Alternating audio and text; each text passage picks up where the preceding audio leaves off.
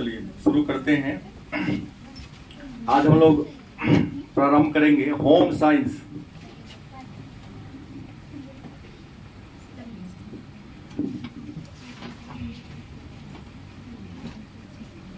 Home science, home science जिसे हिंदी में कहते हैं गृह विज्ञान। तो सबसे पहले ये जानना है कि ये होम साइंस है क्या, और होम साइंस पढ़ने से हमें लाभ क्या है, या हमें होम साइंस मतलब गृह विज्ञान क्यों पढ़नी चाहिए। देखिए, दुनिया में जितने भी विज्ञान हैं उन सभी विज्ञानों में अगर सबसे ज्यादा अगर कोई महत्वपूर्ण विज्ञान है तो वह घर का विज्ञान है। क्योंकि जहां अन्य विज्ञान समाज में निर्माण के साथ साथ विनाश को भी पैदा करता है, नहीं, चाहे वो रसायन ने किया हो, भौतिकी ने किया हो, बड़े बड़े केमिकल से औजार बना दिया, लोग को हानि नहीं हो रहा है। किसी ने परमाणु बम बनाया होगा, दुनिया को आज उसे कितना खतरा है। लेकिन मनुष्य समाज में रहता है, समाज में कैसे रहना चाहिए, कम संसाधन में परिवार को आप कैसे चला सकते हैं, संसाधन को आप दुरुपयोग होने से कैसे बचा सकते हैं,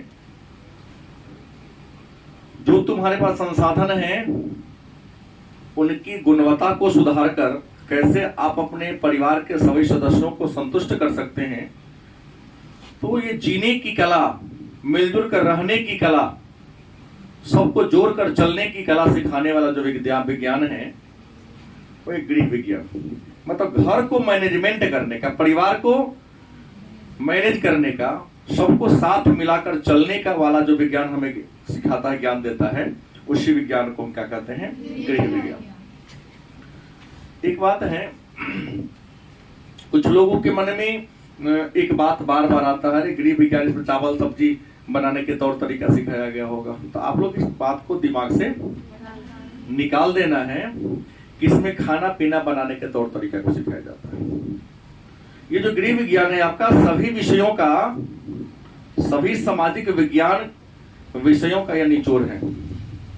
मैं आपको पढ़ाऊंगा तो लगेगा कुछ विषय बायोलॉजी से टॉपिक, कुछ इकोनॉमिक्स का टॉपिक है, बात समझ गए, तो कुछ भूगोल का टॉपिक है।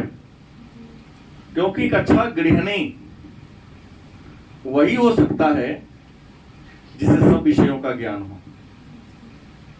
भूगोल का ज्ञान हो। भूगोल का ज्ञान रहेगा तब ना स्थिति का अनुसार भोजन बनाएगा, मौसम का अनुसार भोजन बनाएगी, गलत सही।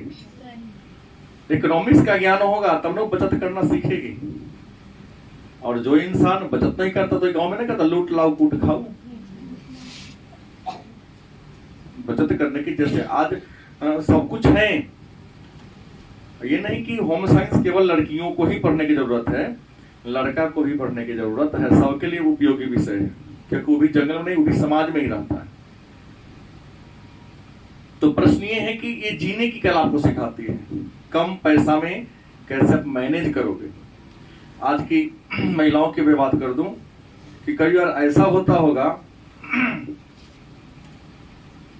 कि शाम में खाना पकाने गई तो पता चला चावले नहीं, टाइम कहाँ है टेलीविजन और मोबाइल से कि देख सके। लेकिन जो गृह विज्ञान पढ़ेगी तो मेनू बनाती है कि हमें किस दिन कितनी मात्रा में किस वस्तु की जरूरत होती है, जो घटता उस समय लिख लेती है। आज तो लापरवाह है, लापरवाह होने की वजह से क्या होता है, किसी बात पर ध्यान, जब किचन में जाएगी अंत में तब याद आ रही तो मिर्च गायब है, अरे हल्दी ही नहीं है, सबसे महत्वपूर्ण बात नमक नहीं है।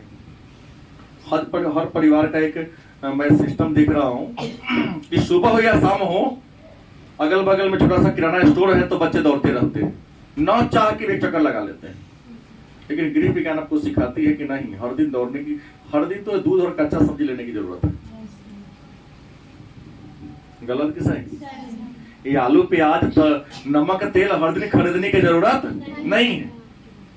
किस उम्र के बच्चों को कैसा भोजन देना है, नहीं, भोजन कैसे पकाना है, भोजन पकाने के तौर तरीका क्या है, विधियां क्या है, ये सिखाने वाला विषय आपका क्या है, गृह विज्ञान। तो आज जिस टॉपिक पर हम सब परिचर्चा शुरू करेंगे, पाठ संख्या 1, जिसका नाम है शिशु की जानकारी। आज का टॉपिक क्या है, शिशु की जानकारी, 0 से 3 वर्ष।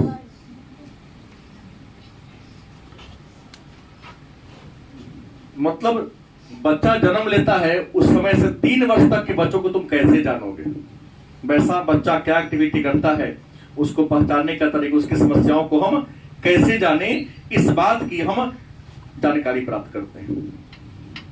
तो सबसे पहले बता दें, जन्म के बाद विकास की 6 अवस्था है। चर्चा होगी, लग रहा टॉपिक में सब पर चर्चा होगी। मतलब पहला प्रश्न यह हो गया कि जन्म के बाद की, जन्म के पूर्व की अवस्था 11 में पढ़ना था। जन्म के बाद विकास की 6 अवस्था है। कितनी अवस्था है? पहला है शैशवावस्था, शैशवा। दूसरा है बाल्यावस्था। तीसरा है किशोरावस्था। चौथा है युवावस्था। पांचवा है प्रौढ़ावस्था। छठा कौन होगा? वृद्धावस्था। तो जन्म के बाद बच्चा जब जन्म ले लेता है, जन्म के बाद कितनी अवस्था है? नहीं, जन्म से लेकर लगभग 1 माह तक की, 2 सप्ताह या 3 सप्ताह तक की अवस्था को हम क्या कहते हैं? शैशवा। उसमें बच्चा को शिशु कहा जाता है। नहीं, शीशा की तरह होता है, थोड़ा कुछ टूट फूट होगा उसमें। लेकिन 2 सप्ताह के बाद की जो अवस्था होती है, बाल्यावस्था में आएगा। और बाल्यावस्था में गणना 11 साल तक होती है, 1 महीना से लेकर लगभग, हाँ, और डिटेल में जाओगे तो बाल्यावस्था के भी 2 अवस्था पड़ती है, पूर्व बाल्यावस्था, उत्तर बाल्यावस्था। लेकिन 11 वर्ष तक या 10 वर्ष तक की जो अवस्था होती है उसको हम बाल्यावस्था कहते हैं। 11 वर्ष से कुछ विद्वान 21 वर्ष लेते हैं, कुछ विद्वान 18 वर्ष लेते हैं किशोरावस्था, जिस अवस्था में आप सब हैं। और अंत में क्या है? युवावस्था, 21 वर्ष से 45 वर्ष तक, 40 वर्ष तक की अवस्था। 40 से 59 वर्ष प्रौढ़ावस्था। और 60 साल उर्लिए उस ऊपर जा रहे हैं तब कौन अवस्था होगा? वृद्धावस्था होगा। क्या अब मन में प्रश्न होगा कि सर जीवन की प्रारंभ कहां से होती है? जीवन का प्रारंभ कहां से होती है? तो जीवन का प्रारंभ गर्भावस्था से ही हो जाता है। गर्भावस्था से बच्चा, नर और मादा जब आपस में मीटिंग करते हैं, उस दौरान जो मादा के गर्भ में बच्चा जिस दिन से रुक जाता है, उसी दिन से बच्चे का विकास क्या हो जाता है? शुरू हो जाता है। जैसे मान लो ये गर्भाशय है, पुरुष मीटिंग के दौरान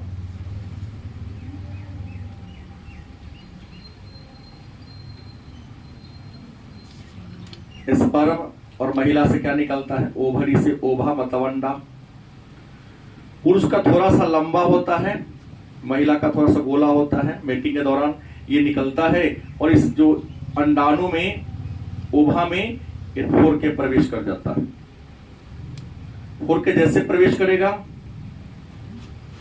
जब तक इसको तोड़ के प्रवेश नहीं करेगा, गर्भ धारण करने की क्षमता क्या होगी? होगी ही नहीं। जब तक ओभा में पुरुष का स्पर्म प्रवेश नहीं करेगा, नहीं जाएगा। जैसे घुसा इसके अंदर, महिला गर्भ धारण कर ली और जाकर के दीवार में क्या होता है, वो चिपक जाता है। गर्भाशय के किसी कोना में जाकर क्या होता है, वो चिपक जाता है। जहां चिपकेगा स्थिति वहां 3-4 दिन की शांति की अवस्था होगी, सुस्त हो जाएगी, लेकिन धीरे धीरे यही से क्या होता है, बढ़ना शुरू होता है। बढ़ते बढ़ते आपको बायोलॉजी में पढ़ाया गया होगा, 9 क्लास में 5 अवस्था में होता है, नहीं, एनाफेज, टेलोफेज, मेटाफेज, ये सब होता होगा ना। 5 अवस्था से होकर गुजरता है।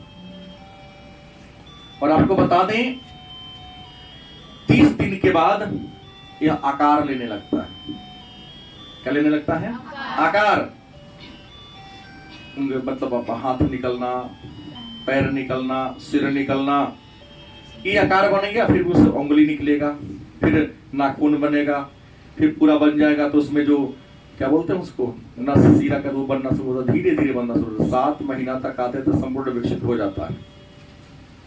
बाल आएगा, फिर एक बार बाल टूटेगा, फिर दूसरी बार जो बाल आएगा, उस अवस्था में बच्चा जन्म लेगा तो जिंदा रहेगा। पहला बार बाल आया, टूटेगा, दूसरा रहेगा। तो 8 महीना में बच्चा कई बार बाहर आ जाता है, तो जिंदा रहने की संभावना बहुत कम रहती है। तो यहां से गर्भावस्था से आपके जीवन की क्या होती है, शुरुआत होती है। और इस क्रम में एक बच्चा अपने मां के गर्भ में लगभग 270 या नहीं रहे तो 280 दिन। मानव का गर्भकाल कितने दिनों का होता है? कुछ ऐसे हैं जिनका कम भी होता है। गलत सही? जैसे बकरी का है 180 दिन का हो जाता है, क्योंकि बकरी या अन्य कुछ जो पशु हैं जो 1 वर्ष में 2 बार बच्चा पैदा कर देता है।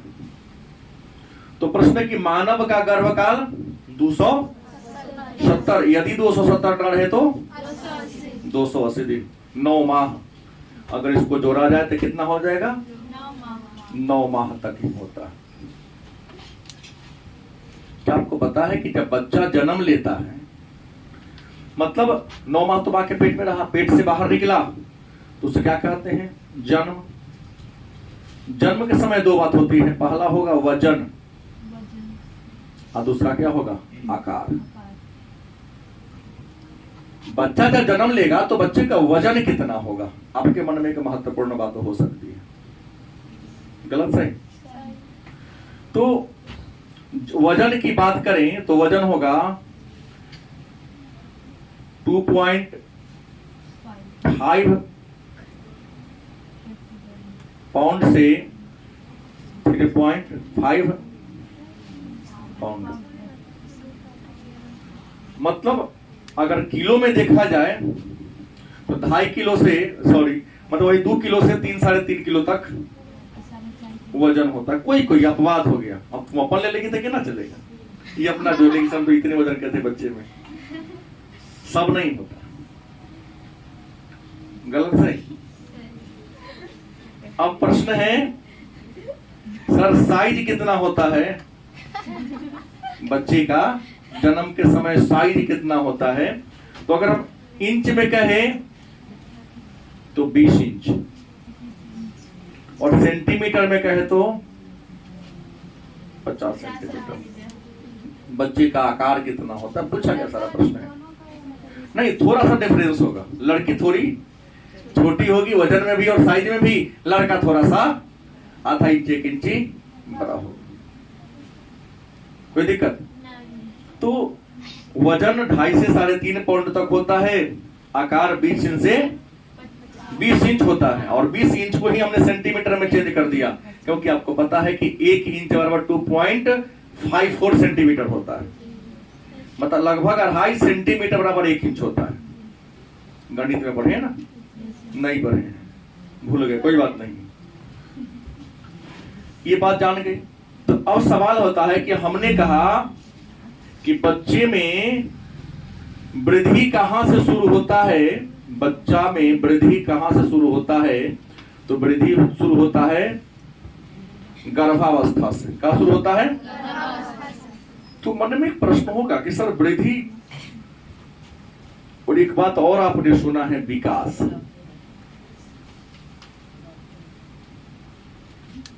वृद्धि को अंग्रेजी में ग्रोथ कहते हैं और विकास को अंग्रेजी में डेवलपमेंट कहते हैं। गलत या सही? वृद्धि को अंग्रेजी में, विकास को। तो आपके मन में एक प्रश्न होगा कि सर हमको पहले आप विकास का मतलब समझाइए कि विकास का मतलब क्या होता है, फिर वृद्धि का मतलब क्या होता है। मतलब वृद्धि किसे कहते हैं या विकास किसे कहते हैं? नहीं तो विकास, अगर पहले का लाइन अगर आपको मैं बता दूं तो कहता है निरंतर चलने वाली एक प्रक्रिया है। विकास कैसी प्रक्रिया है?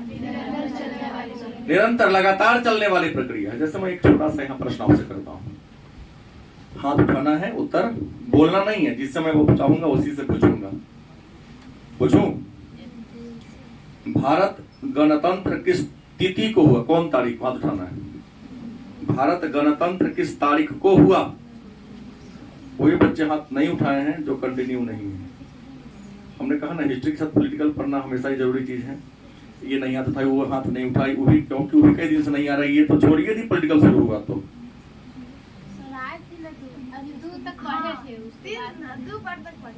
ओकरा बाद क्यों नहीं पढ़े? कोई गुरु जी मंत्र दे दिया? आना चाहिए ना, पढ़िएगा तो आप ही को फायदा करेगा, हमको नहीं। चलिए कोई बात नहीं, हाथ गिराइए। कई लड़कियों ने हाथ नहीं उठाया। आजाद देश के नागरिक है, गणतंत्र देश के नागरिक है, लेकिन गणतंत्र दिवस का तारीख आपको पता नहीं है। क्या तारीख को? 26 जनवरी को। करीब 10 लड़कियों को पता नहीं था, क्योंकि 10 लड़कियों ने हाथ नहीं उठाया था। सबने उठाया हाथ, 12वीं में आ गए।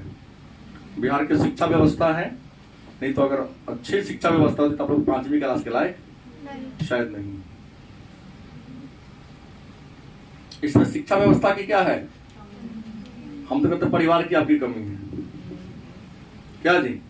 मैट्रिक का परीक्षा होते तो सरकार टाइट करेगी, तो बाप भैया सब चोरी कराने के चक्कर में रहता है, तो सरकार को दोषी मैं क्यों दूं? भाई दोषी तो मैं खुद हूं। गलत नहीं बोल रहा हूं। पापा जी पैसा लेके घूमते रहते हैं कि उन्हें सेटर मिल जाए कि फर्स्ट कर जाते, 10-25 मिल जाते हैं। क्या पता 2 बार फेल हो गए, 3रा बार पास होगी। बैसाखी के सहारे चलने वाले कुछ दूर ही दूरी तय करते हैं। हमेशा बैसाखी लेने वाले जीवन में सफल नहीं होते हैं। बोर्ड की परीक्षा पास हो जाएंगे, जीवन की परीक्षा में क्या बच्चा हो जाएगा? फेल हो जाएगा, क्योंकि जीवन की परीक्षा में बैसाखी नहीं मिलता है। अब बैसाखी मिलबो करता है कुछ राज्य में, तो बैसाखी की कीमत इतनी है कि सबको चुकाने की औकात नहीं है। कभी कभी बैसाखी टूट भी जाता है, वादा करके भी वो मुकर जाता है, तो बैसाखी का दिया हुआ पैसा भी वापस नहीं होता है। तब मन में एक प्रश्न होगा कि विकास क्या है? तो विकास निरंतर चलने वाली, कैसी? लगातार चलने वाली, कभी न रुकने वाली। हमने कहा ना, विकास निरंतर चलने वाली, ना कभी न रुकने वाली। तुम सुतल है तो थोड़ा विकास ना होगा। तुम न सो गई, तुम्हारा तो डेवलपमेंट जारी है। उम्र पर थोड़ी सो रहा है, समय सोता है क्या? घड़ी के घंटा का सुई देखो, जो तुमको दिखाई नहीं दे रहा है कि सेकंड दिख रहा है, मिनट दिख रहा है, लेकिन घंटा वाला तुमको दिखता लगातार घंटा देखो सटी हटा गया। लेकिन जैसे घंटा वाला सुई बढ़ रहा है कि तुमको दिख नहीं रहा है, वैसे तुम्हारे शरीर का डेवलपमेंट हो रहा है, ब्रेन का डेवलपमेंट हो रहा है, बॉडी का डेवलपमेंट हो रहा है, इंटरनल एंड एक्सटर्नल, माने आंतरिक और बाहरी ऑर्गन का डेवलपमेंट हो रहा है, लेकिन आपको महसूस गलत सही? हमने लिखा ना, ठीक है ना, कि विकास निरंतर चलने वाली, कभी न रुकने वाली क्या है? प्रक्रिया है। और विकास एक गुणात्मक परिवर्तन है। पूछा गया प्रश्न वस्तुनिष्ठ में कि विकास कैसा परिवर्तन है? गुणात्मक परिवर्तन है। कई गुना वाला, जैसे कोई अचानक छोटी है, छोटी अचानक बड़ी हो जाएगी, बड़ा तक कितना गुना उसे आगे बढ़ रहा है। तो विकास कैसा परिवर्तन है? गुणात्मक परिवर्तन है। विकास का डिफिनीशन अलग अलग विद्वानों ने दिया। जैसे अगर हम बात करते हैं तो हरलॉक नामक विद्वान ने दिया था। कौन दिया? हरलॉक। दूसरा परिभाषा जेम्स ड्रेवर ने दिया। कौन दिया? ड्रेवर ने दिया। मन में प्रश्न होगा कि सर हरलॉक ने विकास का परिभाषा क्या दिया? तो कहता है हरलॉक कि विकास केवल गुणात्मक परिवर्तन नहीं है। क्या जी? हरलॉक ने क्या कहा? हॉर्लिक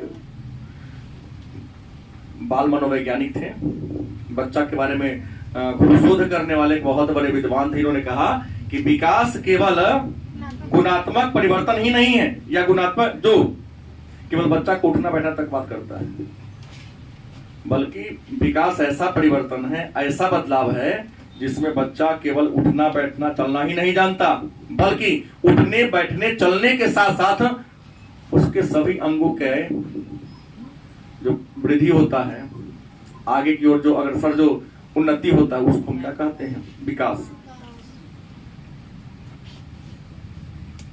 जेम्स ड्रेवर ने विकास को परिभाषित करते हुए कहा कि भ्रूणावस्था से, कौन अवस्था से? भ्रूणावस्था से कौन अवस्था तक? प्रौढ़ावस्था तक। उन्हें यहां बताया था ना अभी, मां के गर्भ में जिस दिन बच्चा पहला दी जाता उस समय से लेकर मैं कुछ वर्षों बाद प्रौढ़ावस्था में प्रवेश करने वाला हूं। अभी तो गुस्सा नहीं हूं, अभी तक तो युवा अवस्था में हूं, लेकिन आ जाऊंगा। आपके पापा जी भी आगे होंगे, आने आने के क्रम में होंगे।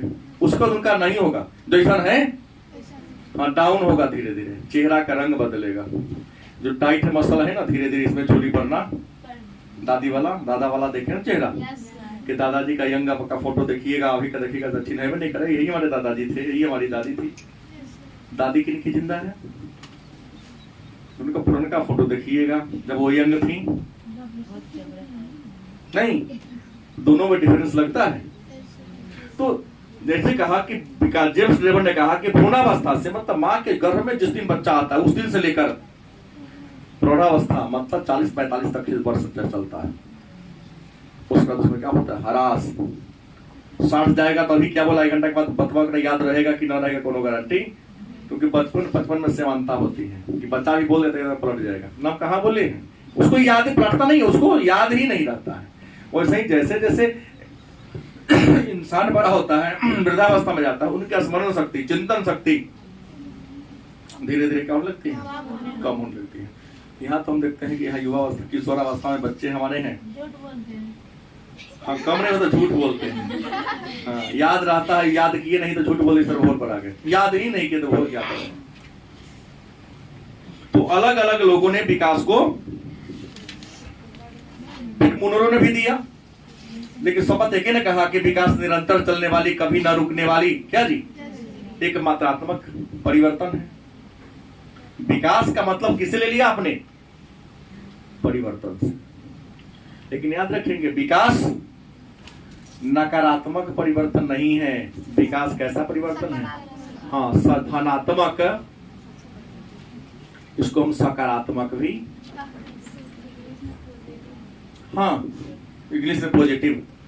विकास कहीं निगेटिव हुआ है? कभी नहीं होता है। आज इसका विकास निगेटिव हो समझना वो जीवन में कुछ करने वाला हो नहीं है। अब 60 रुपया कमाएगा, 500 रुपया खर्चा कर देगा, 2 रुपया हमेशा लोन में जाएगा ना। वो इस महीना में 2 रुपया गया, अगले महीना 4 रुपया जाएगा, अगले महीना 6 रुपया जाएगा। तो विकास कैसा परिवर्तन है? सकारात्मक या धनात्मक परिवर्तन। तो उम्मीद है ये बात आप लोग समझे। आगे बढ़ो। अगला टॉपिक आपके सामने आता है इसी एक पाठ में ही, बहुत बड़ा टॉपिक है कि प्रसव एवं गर्भावस्था में माता एवं नवजात शिशुओं की आवश्यकता। कहते हैं प्रसव, क्या लिखा? प्रसव एवं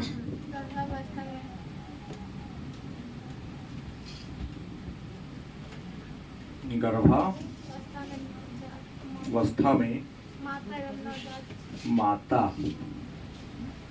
एवं नवजात शिशुओं की आवश्यकता नवजात शिशुओं की शिशुओं की आवश्यकता आवश्यकता। कहना ये चाह रहा है, देखिए प्रसव, प्रसव का मतलब क्या होता है? तो जिस समय एक महिला बच्चा पैदा करती है ना, माँ जिस समय क्या करती है, बच्चा जनती है या पैदा करते, उस अवस्था को, उस टाइम की अवस्था को कहते हैं प्रसव। और उस समय जो पीड़ा होता है, कष्ट होता है, उसको हम कहते हैं प्रसव पीड़ा। क्या कहते हैं? प्रसव पीड़ा। तो कहता है कि प्रसव एवं गर्भावस्था में, माता जब बच्चा पैदा कर रही हो या जब उसके गर्भ में बच्चा पल रहा हो, गर्भावस्था में जब पेट में बच्चा हो, माता और नवजात शिशु की आवश्यकता क्या होती है? जब एक महिला गर्भवती हो, उसके पेट में बच्चा पल रहा हो या बच्चा जन्म दे चुकी हो, तो उस समय जरूरत क्या होती है? तो पहला जरूरत की बात करते हैं, आवश्यकता माने जरूरत, कुशलता पूर्वक देखभाल।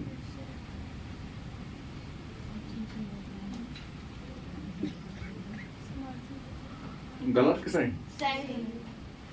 क्योंकि उसकी गर्भ में बच्चा है, उसे पौष्टिक भोजन की जरूरत है।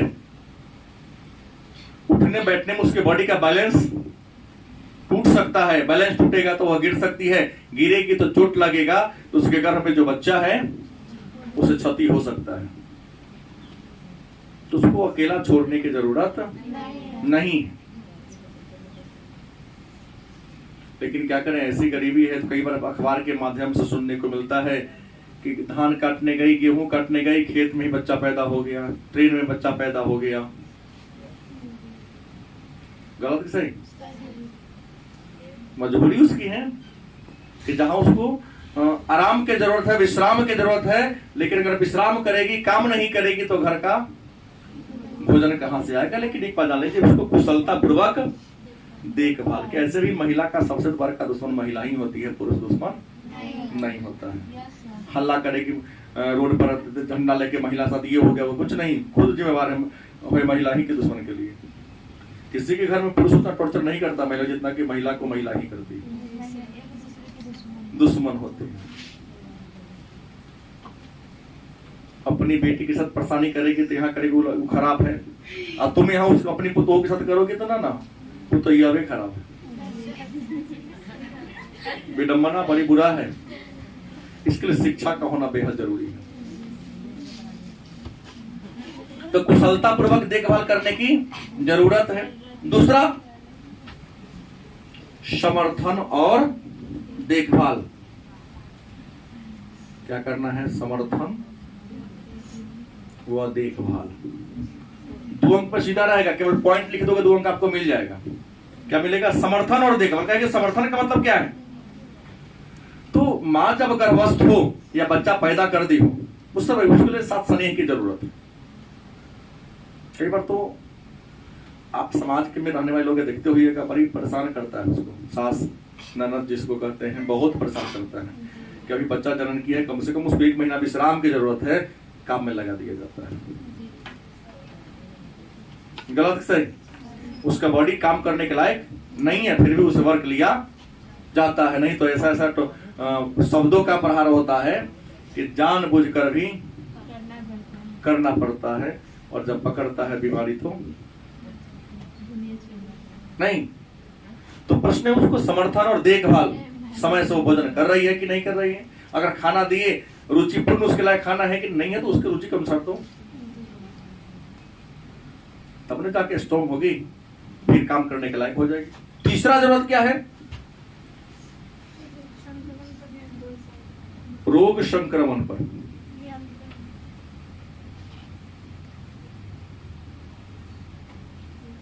नियंत्रण। क्या है? रोग संक्रमण पर नियंत्रण। क्योंकि इसका मतलब क्या होता है?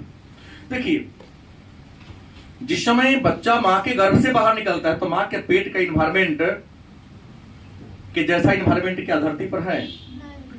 कोनो प्रकार के मशीन लाओगे, मां के गर्भ के अंदर बेटा को जैसा माहौल मिलता है वैसा माहौल बाहर हो ही नहीं सकता है। होगा क्या?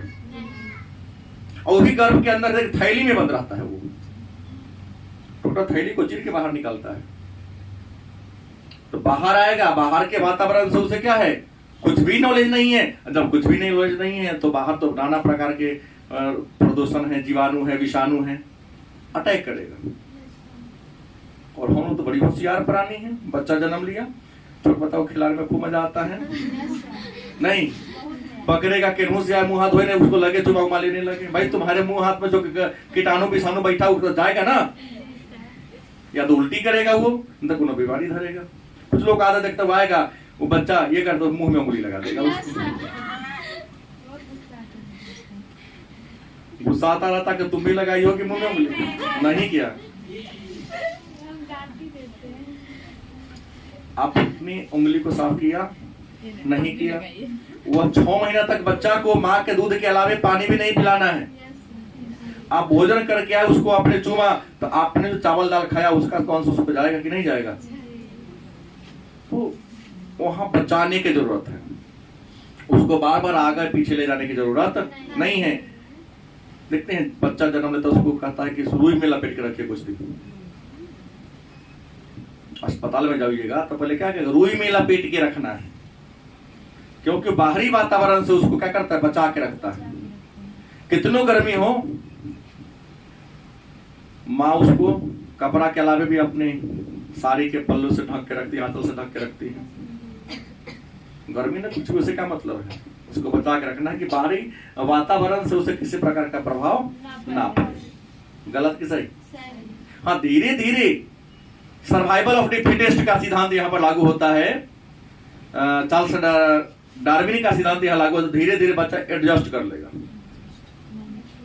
नहीं वातावरण से अपने आप को, वातावरण के अनुसार अपने आप को क्या करेगा, ढाल लेगा। 5 साल तक बड़ा कठिन स्थिति होता है बच्चा के लिए, बार बार बीमारी उसको होगा, कुछ न कुछ होता रहेगा। 5 साल के बाद जब अपने आप को वातावरण के अनुसार ढाल लेगा तो फिर उसे दिक्कत किसी प्रकार की नहीं होती है। तो यहाँ बात क्या हुआ, संक्रामक रोग से नियंत्रण। संक्रामक रोग से नियंत्रण कैसे होगा भाई? साफ सफाई पर पूरा पूरा ध्यान देंगे। अब जिस मान लिया कि वो माँ का दूध पीता है तो माँ को भी अपने शरीर को साफ सफाई रखनी होगी। उसे ऐसा भोजन नहीं करना होगा कि जो दूध के माध्यम से बच्चा के शरीर में प्रवेश करे, बच्चा बर्दाश्त न करे। गलत कि सही? बच्चा को जिस कपड़ा में आप रखते हो, कपड़ा एकदम साफ सुथरा होनी चाहिए, डिटर्जेंट के बाद भी उसको डिटॉल में धो के रखो। तो यहाँ संक्रामक रोग पर नियंत्रण साफ सफाई से होगा, इसके अलावा कुछ से नहीं होगा। जटिलताओं का प्रबंधन, किसका? जटिलताओं का प्रबंधन। अब जटिलताओं का प्रबंधन का मतलब क्या होता है? तो जैसे माँ बच्चा पैदा करती है तो कई बार होता है कि बहुत परेशानी होती है। प्रसव के समय बच्चा पैदा करने में उसके शरीर से बहुत सारा खून भी निकल जाता है, सारे उसके अंग लूज पड़ जाते हैं। इन्वायरमेंट को फेस करना उसके लिए थोड़ा सा क्या हो जाता है, कठिन हो जाता है। हमारी बात समझ में आ रही है? तो इन्वायरमेंट को, वातावरण को समझना उसके लिए क्या होता है, कठिन हो जाता है। कई बार तो टाइम से पहले भी बच्चा हो जाता है, कई बार टाइम के कई दिन खींच लेता है, समय ज्यादा हो जाता है। तो इन जटिलताओं का मैनेजमेंट करना होगा, उसके दिमाग में हमेशा सकारात्मक बात लाना होगा। तो कई बार दिमाग में नहीं, बच्चा तो पेट में हिल ही नहीं रहा है, उसको टेंशन बढ़ना, कहीं कुछ होते नहीं इसके अंदर। तो जटिलताओं से प्रबंधन कैसे करना होगा? तो हमेशा प्रशिक्षित के संरक्षण में रहे, डॉक्टर के संपर्क में रहे। देखते डॉक्टर बार बार अल्ट्रासाउंड करवाते रहता है। ठीक है कि आज तो कमीशन का सिस्टम चला हुआ है, जितना बार कराएंगे, 1000 का है तो 600 रुपया मेरा बनेगा। लेकिन सुरक्षा के दृष्टिकोण से सही भी है कि सिचुएशन कंडीशन पता चलते रहता है। तो ये मैंने 4 पॉइंट कहा, निश्चित तौर पे आपको समझ में आया होगा। अगर 2 नंबर का पूछेगा तो 4 पॉइंट लिख देना है, अगर 5 नंबर में पूछे तो सबके बारे में 2-2 लाइन। फिर अगला प्रश्न आता है नवजात शिशु की। अगला प्रश्न आया नवजात शिशु की जन्म के पश्चात, जन्म के पश्चात आवश्यकता। अब नवजात का मतलब उसने हैं जिसका जन्म अभी अभी हुआ, नया जन्मा बच्चा। नवजात का मतलब होता है नया जन्मा बच्चा। आज जन्मा हो या 5 दिन पहले जन्मा हो तो उसको नवजात कहा जाएगा। नवजात शिशु की जन्म के पश्चात, जन्म के पश्चात का मतलब होता है जन्म के बाद। पश्चात माने और आवश्यकता माने जरूरत। मतलब बच्चा जन्म ले लेता है तो जन्म के बाद उसको जरूरत क्या होती है, उन्हें किन किन चीजों की जरूरत होती है। तो आपको बता दे नवजात शिशु की जन्म के पश्चात कई जरूरत है। पहला वायु देना। किसकी जरूरत होती है? वायु। वायु माने क्या? हवा। क्योंकि देखिएगा बच्चा कई बार मां के गर्भ से बाहर निकलता है तो गर्भ से निकले न रोए तो कठिन, थोड़ा परेशानी है। जन्म के बाद रोना चाहिए उसको, क्योंकि रोएगा तब उसका सांस लेने की गति जो होगा नल से पहुंचेगा। डॉक्टर तुरंत क्या करता है, निकलता है उल्टा टांग लेता है, पैरों पर हाँ मुंडी नीचा लगा लेता है, नहीं तो पीठ पर रगड़ता है, मारेगा तो नहीं। हाँ हल्का हल्का मारना मतलब जोर से मारना हुआ, रगड़ना होता, हल्का हल्का सालाना होता है, ताकि हो सकता है कि उसके कोई जो नस हो, भेनो पतला होता है बच्चा का, कहीं फंस गया हो, नहीं होता तो उल्टा टांगता, उल्टा टांगेगा तो जोर से खींचेगा, नहीं तब मुंह में पाइप में फूकेगा उसको, क्योंकि वायु नहीं जाएगा तो जिंदा रह नहीं करेगा, मर जाएगा वो। क्या हो जाएगा? तो जन्म के बाद बच्चा को सबसे पहले क्या चाहिए? दूसरा क्या चाहिए? गर्माहट में पहले कह दिया, क्या चाहिए? क्योंकि माँ के गर्भ में है तो बाहर कितना आंधी तूफान कुछ भी आ जाए लेकिन वहां पर हवा प्रवेश करने का जगह है। और वो गर्भ में रह के गर्भाशय में एक थैली में बंद है, वो गलत कि सही? तो बाहर आएगा तो अचानक वो कितना हीटर चला दोगे तो वो गर्मी जो माँ के गर्भ के अंदर था, वह गर्मी, उस टाइप का गर्मी कोई मशीन अभी देने में सक्षम नहीं है। डॉक्टर तुरंत निकलता है, कॉटन का एक बंडल मंगाता है, वो कॉटन में पेट देता है। क्यों? क्योंकि कॉटन में रहेगा तो उसी प्रकार का, लगभग उस प्रकार की गर्माहट होगी। गलत सही? उसको गर्माहट की जरूरत है। तीसरा क्या है? स्तनपान। क्या है? स्तनपान। कहा जाता है कि जब बच्चा जन्म ले तो जन्म लेने के कम से कम 3 से 4 घंटा के अंदर, हालांकि तुरंत मां का दूध पिलाना जरूरी है। स्तनपान मतलब होता है कि बच्चे को दूध पिलाना। स्तनपान का मतलब क्या होता है? बच्चे को दूध पिलाना। मतलब 3 से 4 घंटा के अंदर ही पहले दूध पिला दो। हम तो पहले गांव में सुनते थे, आज भी गांव में खूब होता है कि जब महिला बच्चा पैदा करती है तो उसके स्तन में जो दूध होता है उसको पहले गार के हटा दिया, नहीं दूध नहीं पीना है। क्योंकि मां के स्तन से जो पहला दूध निकलता है उसका रंग पीला होता है, प्लस गाढ़ा भी होता है, ये पीने के लायक नहीं है। गांव में आज भी कुछ प्रकार का बकरी के दूध खोज के लागा के से बकरी के दूध पिलाओ उसको पहले। ये हम लोग के समय की बात है, आप लोगों के समय की बात नहीं है, लेकिन आज भी गांव में ऐसा होता है ना। जबकि माँ का दूध ही वह पिलाना चाहिए, क्योंकि वह जो पहला गाढ़ा पीला दूध है उसमें रोग प्रतिरोध क्षमता है। कौन क्षमता है? रोग प्रतिरोध, विभिन्न प्रकार के रोगों से बचाने की क्षमता है।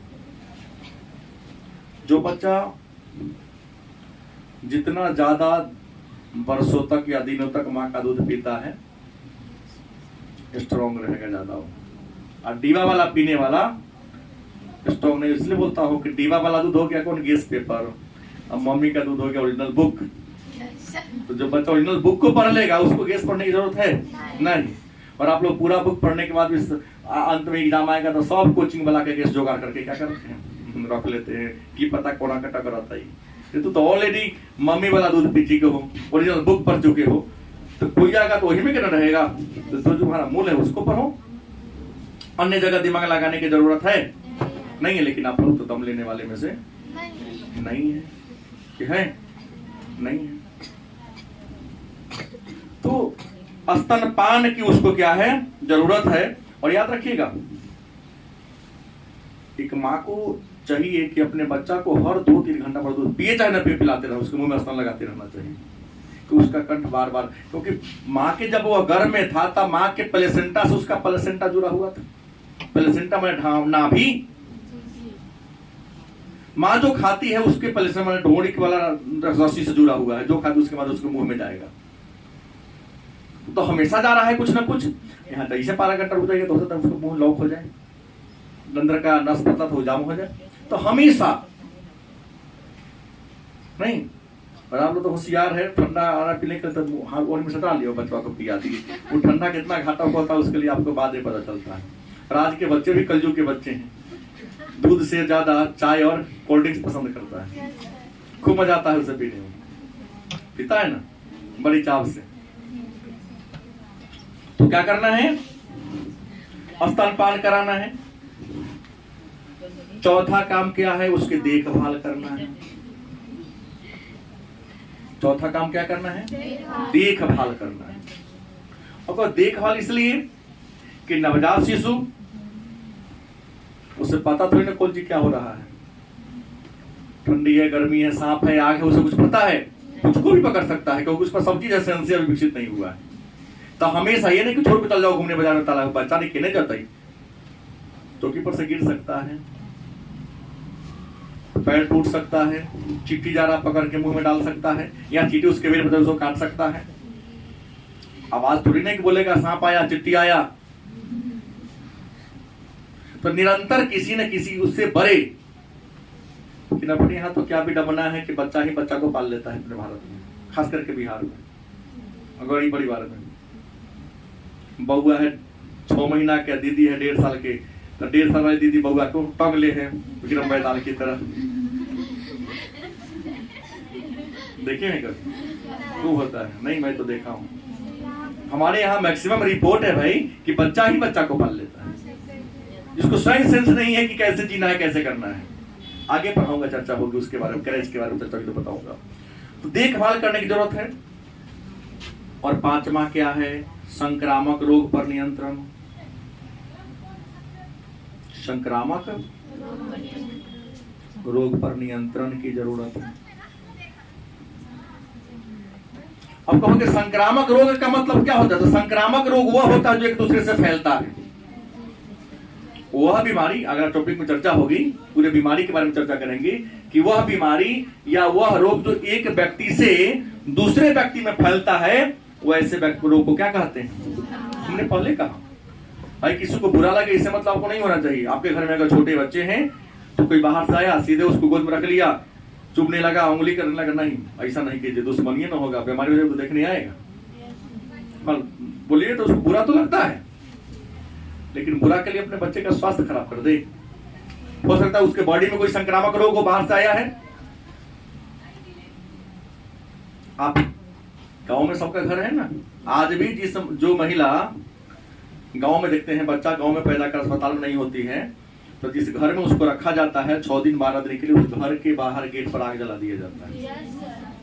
कोनो महीना गर्मी का है ना हो, बोलो गलत बोल रहा हूँ? क्या है कि गर्मी के माध्यम से जो ठंडा में जलने वाले, पैदा होने वाले जीवाणु विषाणु है, वो मर जाए। उसके घर में कोई प्रवेश करता है, गोर हाथ धो करके, वहां तक कहते राख जगह खड़ा रहेगी। हम तो देखे हैं, अब तो लोग जंगल साई होगी तो नहीं देखी होगी, अभी भी होता है। एक अलग व्यवस्था है वहां बचाने की, है या नहीं? और अस्पताल में जाओगे, डॉक्टर आता है तो अलग प्रकार के पोशाक पहने रहता है, माथा में एक कैप लगे रहेगा, टोपी, ताकि उसका बाल उधर के इधर हो न जाए, मास्क लगे रहता है उसकी सांस उल्टी यहाँ न जाए। ऑपरेशन करते समय देखना चाहे कोरोना, अब लोग मास्क समझा है, हमेशा केवल आंख उसकी दिखती है। जितना भी ओटी में रहेगा, मतलब ऑपरेशन थिएटर में, सबको एक अलग पोशाक रहता है, मास्क लगा, हाथ में ग्लव्स पहना रहता है कि भाई उसको पेट चिरे हुए, क्या पता हमारे हाथ के कोई उसमें झर के पड़ जाए, वो तो विकराल रूप धारण कर लेगा ना। वही जाओगे लोकल में तो परेशानी होती, तो क्या है, उसको संक्रामक रोग से क्या करना है, बचाना है। और छठा वो है जटिलताओं का प्रबंधन करना है। क्या करना है, जटिलताओं का प्रबंधन करना है, मैनेजमेंट। क्योंकि बच्चा इन्वायरमेंट को समझने में सक्षम नहीं है, तो बच्चा को ही क्या करना है, समझाने में ये करना है। एक प्रश्न और पढ़ते हैं, फिर बाद में देखा जाएगा। क्योंकि हमने वृद्धि और विकास के बारे में चर्चा पहले किया है, प्रश्न हर साल पूछता है, तो वृद्धि और विकास में भेद अंतर जान लेते हैं।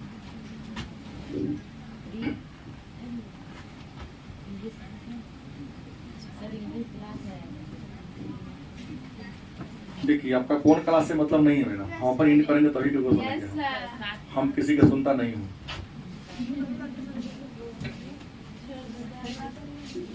वृद्धि व विकास में भेद, भेद माने कई बार महत्वपूर्ण प्रश्न टॉपिक है, पूछा गया है कि वृद्धि और विकास में क्या डिफरेंस है, क्या अंतर है। तो पहला अंतर है, अगर हम बात कर ले, बीच में लकीर खींच दो और इधर लिख दो वृद्धि और इधर क्या लिख दो, बड़ा आसान है याद करना।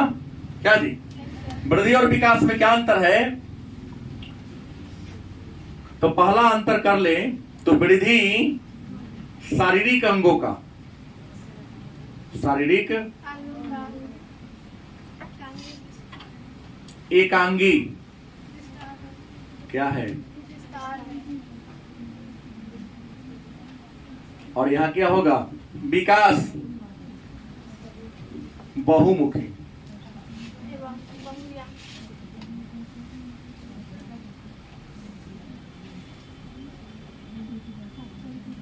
क्या है, विस्तार है। देखो, वृद्धि एकांगी एक दिशा में होता है, वृद्धि कितने दिशा में होता है, एकांगी है। आई क्या है, जैसे देखिए कोनो लड़का बढ़ रहा है, समान उम्र है, कोनो हो जाएगा 3 फीट के, कोनो रहेगा 1.5 फीट के। लेकिन याद रखिएगा, 3 फीट वाला जो हो गया ओकरा पास बुद्धि कम होगा, और जो 1.5 फीट वाला ओकरा पास बुद्धि क्या होगा।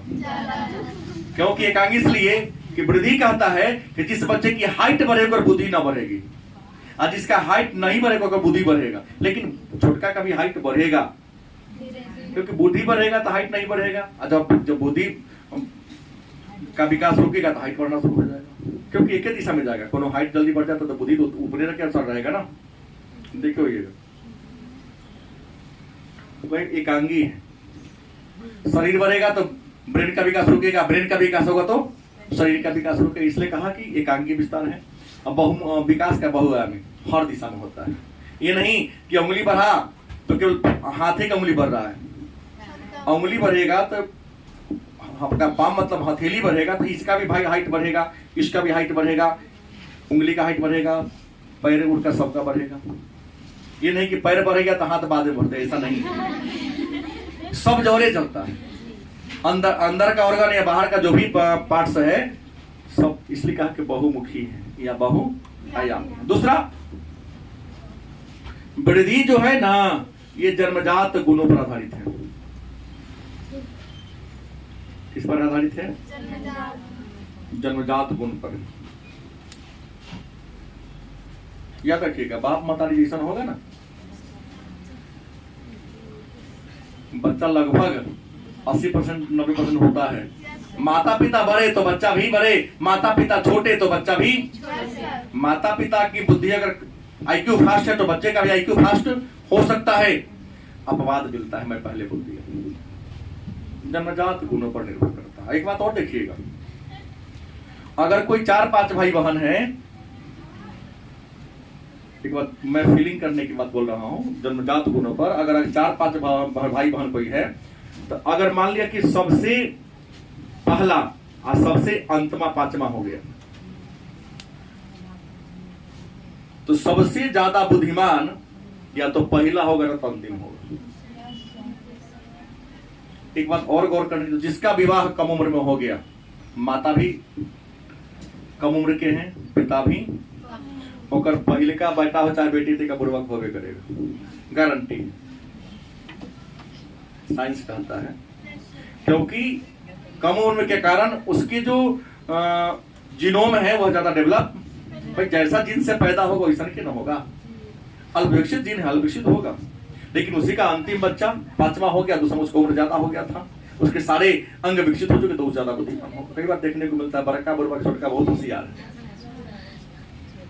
दूसरा इतना ही नहीं, एज पर भी निर्भर करता है। बच्चा बुढ़ापा में होगा तब बच्चा बेबड़ी आरोगी होगा ज्यादा। देखना किसी का बाल बच्चा 50 साल की उम्र के बाद हुआ है, उसका बच्चा देखना उतना हेल्दी स्वस्थ नहीं रहा, क्योंकि उसके जो जीनोम है कमजोर पड़ चुके हैं।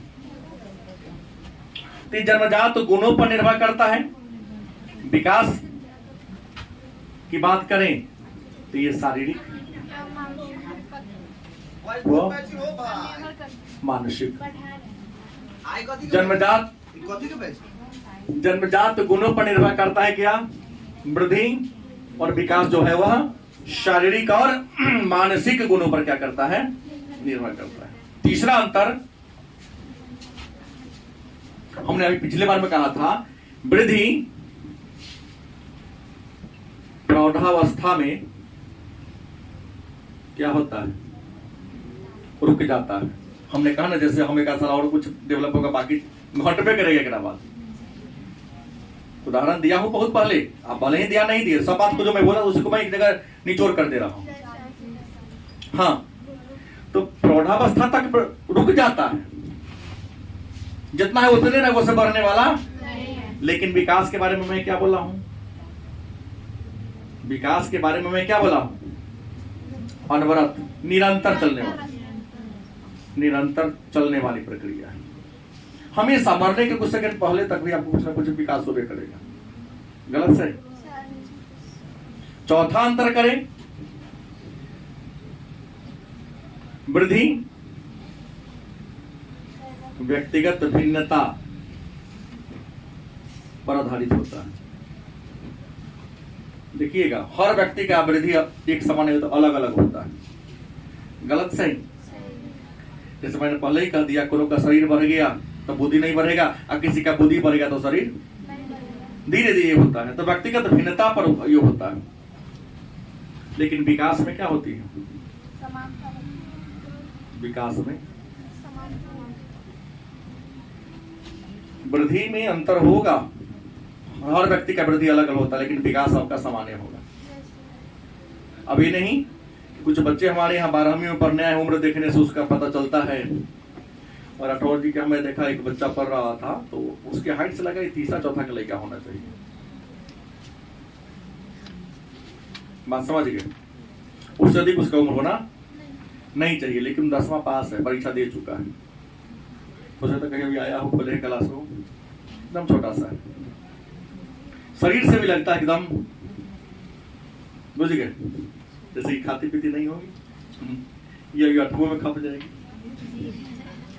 लेकिन ऐसा नहीं, इसका ये जो वही होगा, खाने पीने में नकेल करने वाले का शरीर नहीं, तो ये पड़ गया तो ये नहीं खाएंगे तो वो हो गया, ऐसा गुण हो ना, ऐसा गुण होगा, गारंटी है। मैं पढ़ाऊंगा साइकोलॉजी में, सब बात में चर्चा करूंगा, अपने पर फीलिंग करना। हम तो सड़के चीज सब्जी कहे तो वृद्धि में व्यक्तिगत भिन्नता होती है और विकास में समानता होती है। 5वां है वृद्धि का मूल्यांकन। क्या जी, वह मापन संभव है। गलत कि सही? लेकिन विकास का मापन व मूल्यांकन संभव नहीं। वृद्धि का मूल्यांकन कर सकते हो, माप सकते हो, लेकिन विकास को आप मापना या मूल्यांकन करना संभव नहीं है। कि कौन किस समय कितना बढ़ जाएगा ऐसी कोई सीमा नहीं है। चैलेंज ले लिया, कल याद ही नहीं होता था, आज 100 प्रश्न कल सुना सकता है। तो ये मापना थोड़ा सा कठिन है, लेकिन वृद्धि को मूल्यांकन भी कर सकते हैं, आप माप भी सकते हैं, कोई दिक्कत। तो आज के क्लास में इतना ही रहने देते हैं, फिर नेक्स्ट क्लास में इससे आगे हम लोग बढ़ेंगे।